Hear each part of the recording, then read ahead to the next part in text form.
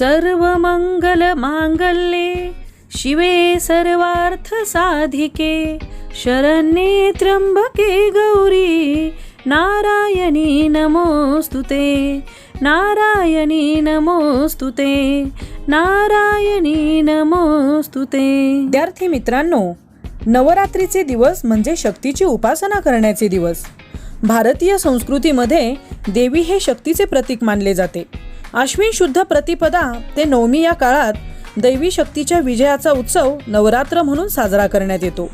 जागरण, कीर्तन, भजन, नृत्य, गायन हे कार्यक्रम नवरात्रीत करून आदिशक्तीची आराधना करण्यात येते। या उत्सवात विविध लोकसंस्कृतींचे आणि परंपरांचे प्रतिबिंब पडलेले दिसते। आश्विन महिन्यात येणाऱ्या ह्या नवरात्र उत्सवाबाबत एक पौराणिक कथा प्रसिद्ध आहे। महिषासूर नावाचा एक राक्षस अतिशय प्रभावी बनला होता। त्याने स्वतःच्या सामर्थ्याच्या बळावर सर्वच देवांना व मनुष्यांना त्राहीमाम करून सोडले होते। दैवी विचारांची प्रभा अस्पष्ट बनली होती व दैवी लोक भयग्रस्त झाले होते। धैर्य घालवून बसलेल्या देवांनी ब्रह्मा, विष्णू व महेश यांची आराधना केली। देवांच्या प्रार्थनेने प्रसन्न झालेल्या आद्य देवांना महिषासुराचा राग आला। त्यांच्या पुण्य प्रकोपातून एक दैवी शक्ती निर्माण झाली। सर्व देवांनी जय जयकार करून ती सांभाळली, तिचे पूजन केले, तिला स्वतःच्या दिव्य आयुधांनी मंडित केली। ह्या दैवी शक्तीने 9 दिवस अविरत युद्ध करून महिषासुराला मारले। आसुरी वृत्तीला दाबून दैवी शक्तीची पुन्हा स्थापना करून देवांना अभय दिले। ही दैवी शक्ती तीच आपली जगदंबा। ह्या दिवसात आईजवळ शक्ती मागायची व आसुरी वृत्तीवर विजय मिळवायचा। आजही महिषासूर प्रत्येकाच्या हृदयात स्वतःचे स्थान जमवून बसला आहे आणि आत असलेल्या दैवी वृत्तींना गुदमरवून सोडले आहे। ह्या महिषासुराच्या मायेला ओळखले पाहिजे। तिच्या आसुरी जुलमापासून मुक्त होण्यासाठी आवश्यकता आहे दैवी शक्तीच्या आराधनेची। 9च्या 9 दिवस अखंड दीप तेवत ठेवून आई जगदंबेची पूजा करून तिच्यापासून शक्ती प्राप्त करण्याचे दिवस तेच नवरात्राचे दिवस। अनादी कालापासून आसुरी वृत्ती सद्विचारावर तसेच दैवी विचारांवर मात करीत आलेली आहे आणि दैवी विचार अडचणीत येताच देवांनी भगवंताजवळ शक्ती मागितली आहे, सामर्थ्य मागितले आहे आणि आसुरी वृत्तीचा पराभव केला आहे। केवळ सद्विचार आहेत तेवढे पुरत नाहीत, त्यांचे रक्षण होणे देखील आवश्यक आहे आणि त्यासाठी आवश्यक आहे ती शक्तीची उपासना। आपणही आळस झटकून क्षणिक प्रमादांना दूर सारून पुन्हा शक्तीची उपासना सुरू केली पाहिजे। आई जगदंबेची आपली ही उपासना नवरात्रात सुरू होते, पण ती केवळ 9 दिवसापुरती सीमित राहू नये हे ध्यानात ठेवण्याची गरज आहे। क्षणाक्षणाची शक्ती उपासना आपल्याला जडवादी जगात उभे राहायला शक्ती प्रदान करेल। नवरात्राचे दिवस म्हणजे शक्तीच्या उपासनेचे दिवस, आसुरी विचार श्रेणीवर विजय मिळविण्याचे दिवस, संघशक्तीचे महत्त्व व भक्तीची महत्ता समजावण्याचे दिवस, तसेच तपश्चर्येचा महिमा व एकता ह्यांचे महत्त्व समजवणारे दिवस। ह्या दिवसात घुमत असलेला साधनेचा सूर पकडून जीवन समर्पणाच्या संगीताने भरून टाका। देवीची कृपा सदैव राहावी म्हणून आश्विन शुद्ध प्रतिपदेपासून नवरात्र करण्याची प्रथा आहे। महिषासुराला ठार मारण्याकरिता हे युद्ध आश्विन शुद्ध प्रतिपदेपासून 9 दिवस चालले होते। या 9 दिवसांच्या नवदुर्गांच्या 9 रूपांचे पूजन आत्मशांती देते। या 9 दिवसांमधील दुर्गादेवीच्या 9 रूपांची माहिती आपण पाहूया। दुर्गा मातेचे पहिले रूप शैलपुत्री। शैलपुत्री ही हिमालयाची मुलगी होती, म्हणजे सती भवानी। पार्वती किंवा हेमवती या नावाने ती ओळखली जाते। हिमालयाचा राजा हेमवन त्याची ही मुलगी। नवरात्रीमध्ये तिची पहिल्या दिवशी पूजा केली जाते। ब्रह्मा, विष्णू आणि शिवशक्तीचे हे रूप मानले जाते। तिचे वाहन बैल असून तिच्या दोन्ही हातांमध्ये त्रिशूळ व कमळ असते। दुर्गा मातेचे दुसरे रूप ब्रह्मचारिणी। नवरात्रीच्या दुसऱ्या दिवशी ब्रह्मचारिणी मातेची पूजा केली जाते। ब्रह्मचारिणी म्हणजे धर्माभिमानी व काटेकोर मार्गाने चालणारी। तिची भव्य मूर्ती आणि दैवी कृपा भक्तजनांना शक्ती देते। तिच्या पूजनाने भक्तजनांना सुख, शांती आणि समृद्धी मिळते। तिच्या उजव्या हातामध्ये जपाची माळ तर डाव्या हातामध्ये कमंडलू आहे। दुर्गा मातेचे तिसरे रूप चंद्रघंटा। नवरात्रीच्या तिसऱ्या दिवशी शांतता व समृद्धी नांदावी यासाठी तिचे पूजन केले जाते। तिच्या कपाळावर घंटेच्या आकाराची चंद्रकोर आहे, म्हणून तिला चंद्रघंटा असे संबोधले जाते। तिचे कांतीवर आकर्षक व सोनेरी आभा आहे। ती सिंहावर आरूढ असून तिला 10 हात व 3 डोळे आहेत।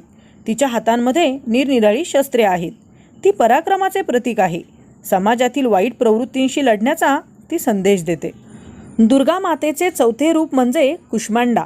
नवरात्रीच्या चौथ्या दिवशी हिची पूजा केली जाते. तिला विश्वाची निर्माती मानली जाते. सर्व प्राणीमात्रांस प्रकाश व शक्ती देण्याचे ती प्रतीक आहे. ती वाघावर स्वारी करीत असून तिला 8 हात व तिच्या हातात विविध आयुधे व जपमाळ आहे. दुर्गा मातेचे 5वे रूप म्हणजे स्कंदमाता. नवरात्रीच्या 5व्या दिवशी देवीची पूजा केली जाते. स्कंदमाता म्हणजे भगवान कार्तिकेयांची जननी. राक्षसांबरोबरच्या लढाईवेळी भगवान कार्तिकेय हे देवांचे सेनापती होते. देवीला 4 हात आहेत. तिने भगवान स्कंदांना त्यांच्या अर्भक रूपात आपल्या हातात घेतले आहे. स्कंद मातेच्या एका हातात कमळ आहे तर दुसऱ्या हाताने देवी आशीर्वाद देत आहे. दुर्गा मातेचे 6वे रूप म्हणजे कात्यायनी.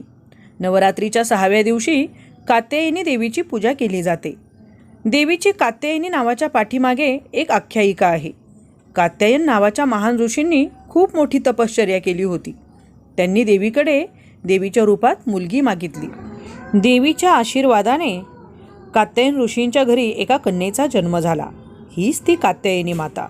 कात्यायनी मातेच्या आराधनेने धर्म, अर्थ, काम, मोक्ष या 4 फलांची प्राप्ती सहजपणे होते. तसेच राग, भय, चिंता देखील नष्ट होतात. दुर्गा मातेचे 7वे रूप म्हणजे माता कालरात्री. नवरात्रीच्या 7व्या दिवशी कालरात्री देवीची पूजा केली जाते. कालरात्री देवीचा वर्ण गडद असून केस पिंजारलेले आहेत. आकाशात चमचमणाऱ्या विजेचा लुकलुकणारा हार देवीच्या गळ्यात आहे. ती तेजस्वी आहे आणि तिच्या श्वासातून भयंकर ज्वाला उसळत आहेत. कालरात्री देवीला 3 डोळे आहेत तर तिचे वाहन गाढव आहे. देवीचा उजवा हात सदैव भक्तांना आशीर्वाद देत असतो तर दुसरा उजवा हात भयापासून मुक्ती देतो. देवीच्या डाव्या हातात लोखंडाचे शस्त्र असून तिचे रूप काली मातेसारखे दिसते. दुष्टांचा संहार करण्यासाठी कालरात्री माता नेहमीच सज्ज असते. दुर्गा मातेचे 8वे रूप म्हणजे महागौरी. नवरात्रीच्या 8व्या दिवशी महागौरीची पूजा केली जाते. तिची शक्ती कधीही न संपणारी आणि फलदायी आहे. तिच्या उपासनेचा एक परिणाम म्हणून भूतभविष्यातील सर्व पापे नष्ट होतात. महागौरी बुद्धिमान व शांत आहे. हिमालयाच्या दाट जंगलामध्ये तप केल्याने तिचा वर्ण गडद आहे. गंगेच्या स्नानाने तिचा वर्ण खुलून आला आणि ती महागौरी म्हणून ओळखली जाऊ लागली. तिने शुभ्र वस्त्र परिधान केलेले आहे. तिला 4 हात असून तिचे वाहन बैल आहे. तिचा उजवा हात भक्तांना सदैव आश्वस्त करणारा आहे तर तिच्या एका हातात त्रिशूल व एका हातात डमरू आहे. दुर्गा मातेचे 9वे रूप म्हणजे सिद्धिदात्री. नवरात्रीच्या 9व्या दिवशी सिद्धिदात्री देवीची पूजा केली जाते. तिच्याकडे अतिशय अद्भुत अशा उपचार शक्ती आहेत. तिला 4 हात आहेत आणि तिचे आशीर्वाद नेहमीच आनंददायक व आश्वस्त ठरतात. ती सिंहावर आरूढ झालेली आहे. देवी सदैव सज्जनांची पाठराखण करते व सर्वांना आशीर्वाद देते. भगवान शंकरांनी तिची उपासना करून सर्व सिद्धी प्राप्त करून घेतल्या. देवीच्या आशीर्वादाने त्यांना अर्धनारी नटेश्वर रूप प्राप्त झाले. अशा प्रकारे आसुरी शक्तींचा प्रकोप जेव्हा वाढतो तेव्हा दैवी शक्ती जागृत होतात आणि आसुरी शक्तींशी युद्ध करून त्यांचा बिमोड करतात. दैवी शक्तींच्या विजयाचा उत्सव म्हणजेच नवरात्रोत्सव.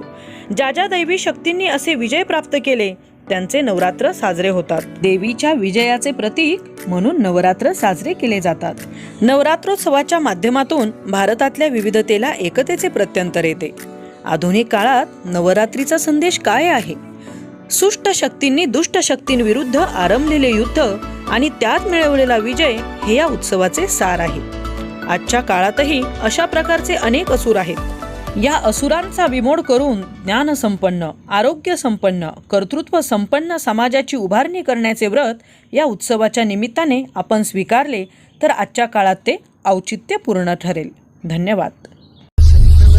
प्रसन्न होसी निज दासा, क्लेशांपासून सोडवितोडी भवपाशा, अंबे तुझ वाचून कोण पूर्वी आशा, नरहरी तल्लीन झाला पद पंकज लेशा.